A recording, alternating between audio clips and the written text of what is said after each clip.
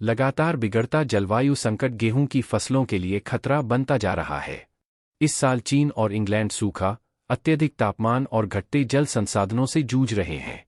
Asia के प्रमुख अनाज उत्पादक देश से लेकर इंग्लैंड के ग्रामीण इलाकों तक, किसान और अधिकारी फसलों और जल प्रणालियों पर बढ़ते दबाव को लेकर चेतावनी दे रहे हैं। गेहूं की फसल पर संकट को देखते हुए खाद्य असुरक्षा और आयात पर निर्भरता बढ़ने की आशंका भी जताई जा रही है। चीन के हेनान प्रांत को देश के अन्न भंडार के रूप में जाना जाता है। वहां सरकार ने चेतावनी जारी की है कि झुलसाने वाले तापमान और सूखी हवाएं गेहूं के पौधों में दाना भरने के चरण पर असर डाल रही हैं।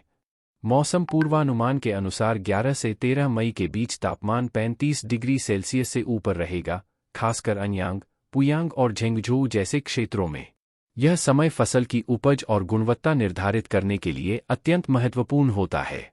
केवल हेनान प्रांत में चीन का लगभग 1/3 गेहूं उत्पादन होता है। ऐसे में वहां किसी भी प्रकार की क्षति के व्यापक परिणाम हो सकते हैं।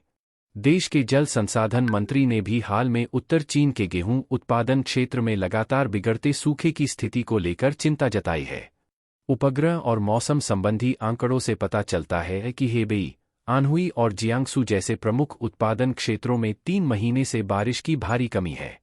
इन क्षेत्रों में चीन की सर्दियों के गेहूं उत्पादन का 60% से अधिक होता है। हालांकि इन क्षेत्रों में सिंचाई की व्यवस्था है, फिर भी शुष्क मौसम के कारण उपज पर गंभीर असर पड़ने की आशंका है।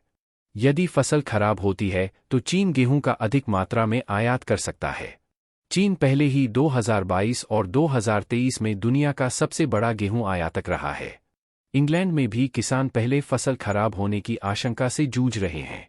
वहां मौसम विभाग के अनुसार वसंत की शुरुआत पिछले 69 वर्षों में सबसे शुष्क हुई है। मार्च का महीना 1961 के बाद सबसे शुष्क रहा और अप्रैल में भी सामान्य से केवल आधी बारिश हुई। इसलिए किसानों को सामान्य से कहीं पहले सिंचाई शुरू करनी पड़ी है। उत्तर पूर्व और उत्तर पश्चिम क्षेत्रों में जलाशयों का जलस्तर विशेष रूप से कम है। इंग्लैंड की पर्यावरण एजेंसी ने जनता से पानी बचाने की अपील की है।